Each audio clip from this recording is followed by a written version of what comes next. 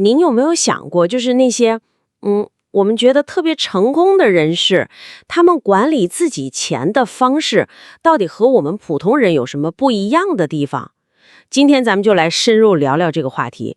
我们手头正好有份材料，名字叫《专家理财策略》。它里面就详细分析了那些成功的专业人士、企业家，还有一些思想领袖，他们是怎么运用钱的。不光是为了赚钱，还包括怎么用钱来实现他们的目标，保障自己的未来，甚至是扩大他们的社会影响力。是的，所以咱们今天这个探讨的目标，就是想为您呢提炼出这些专家理财背后的一些思维模式，还有一些能落地的实用技巧，希望能给您带来一些启发，就是那种啊哈一下的时刻。这不光是讲理论，更重要的是看看怎么能把钱真正当做一个创造价值的工具来用。对，没错，这份材料确实是这样，它不仅仅是罗列方法，更深入地探讨了这些策略背后的逻辑。它融合了金融学、心理学，甚至还有风险管理的一些原则。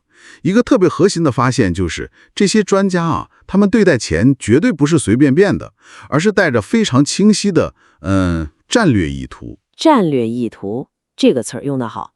那咱们就先从第一个核心策略开始吧。我看材料里说的是战略性资金分配，重点是看重价值，而不是简单地看开销数字。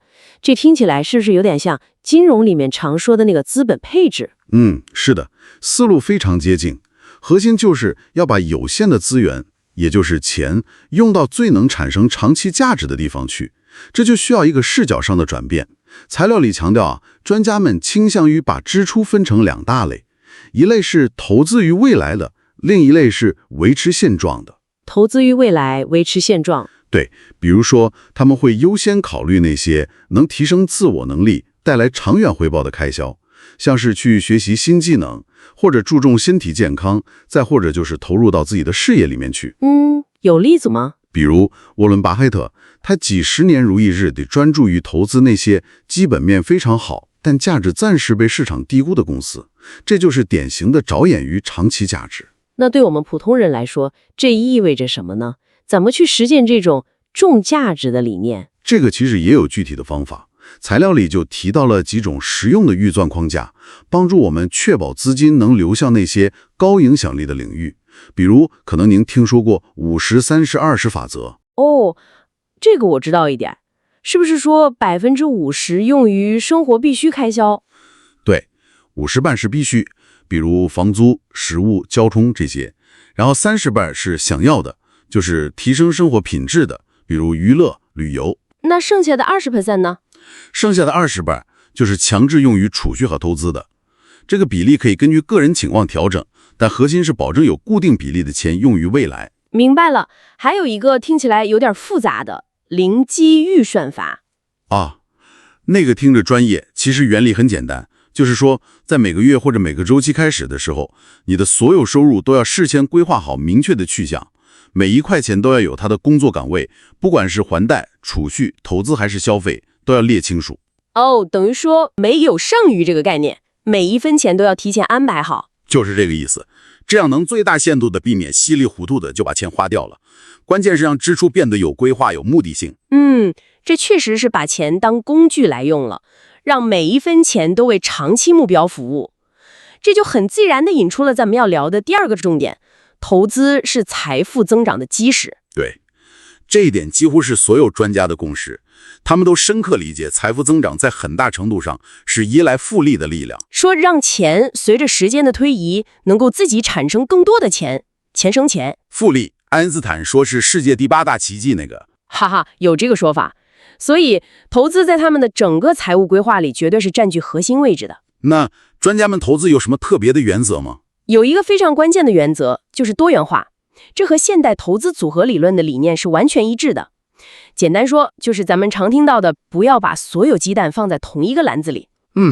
但专家们做得更系统，他们会有意识地把资产分散到不同的类别里面去，比如股票、债券、房地产，可能还有一些另类投资。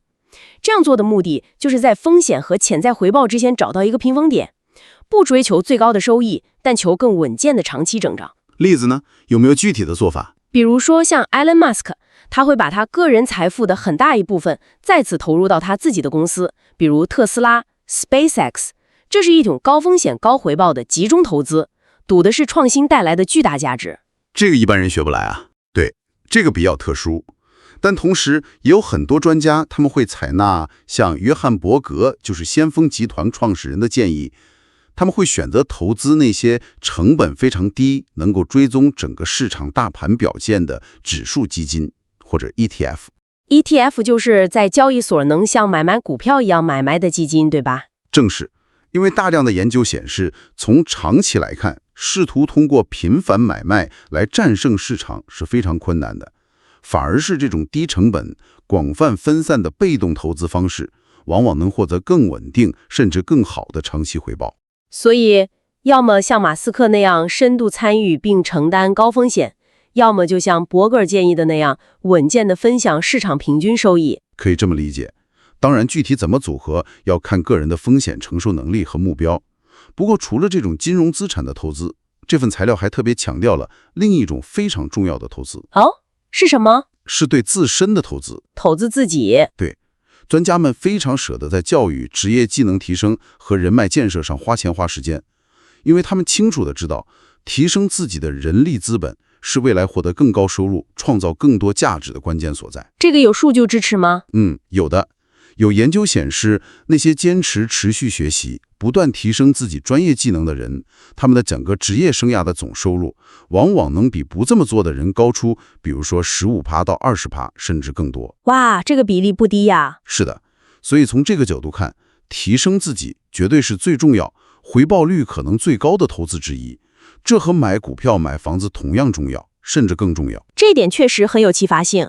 我们往往只盯着金融投资，忽略了对自己的投资。好的，那我们接下来看第3个核心策略：风险管理和建立财务安全网。这个也非常关键，因为生活和市场总是充满了不确定性，对吧？谁也能保证永远一帆风顺。所以专家们非常重视风险管理，目的是保护好已经积累起来的财富，确保他们不会因为意外事件而受到毁灭性的打击。那首要的措施是什么？首要的也是最基础的，就是建立一个应急基金。应急基金就是存一笔钱备用。对，通常建议这笔钱的规模要能够覆盖你大概6到12个月的基本生活开支。这笔钱要放在非常安全、流动性非常高的地方，比如银行存款或者货币基金里。它的作用是什么呢？它就像是你的财务安全气囊。万一你突然失业了，或者家里有人生了疾病需要用钱，这笔应急基金就能立刻顶上。最重要的是，它能避免你在遇到困难的时候，被迫在市场低点或者不利的时机卖掉你的那些长期投资资产，比如股票或者基金。我明白了，是为了应对短期冲击，保护长期计划。完全正确。那除了应急基金，还有其他的风险管理工具吗？当然有，保险就是另外一个非常重要的支柱。保险？哪些保险比较重要？这个因人而异，但通常来说，人寿保险、健康保险、意外伤害保险，可能还有一些责任险，都是需要考虑的。保险的作用不是为了赚钱，而是用相对较小的可控的保费支出来规避那些一旦发生就可能一下子摧毁你整个财务计划的重大风险，比如重病、意外身故等等。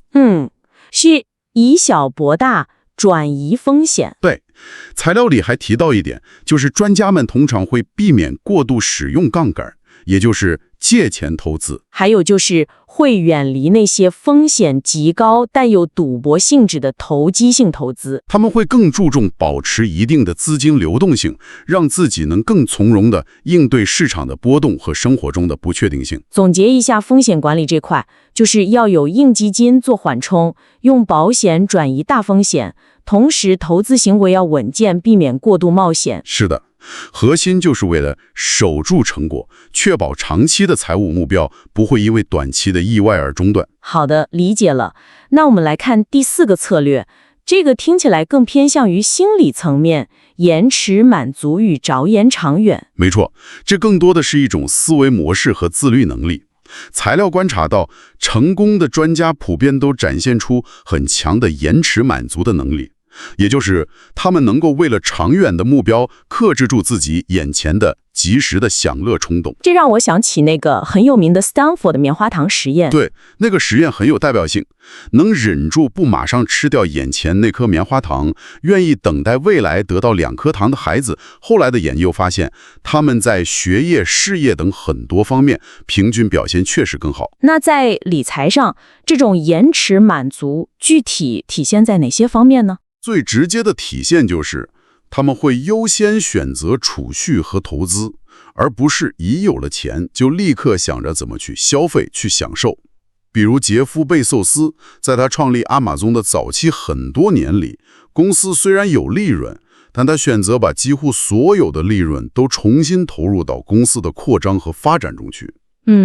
牺牲了早期的分红和享受。对，这就是典型的牺牲短期利益，换取未来更大的长期增长。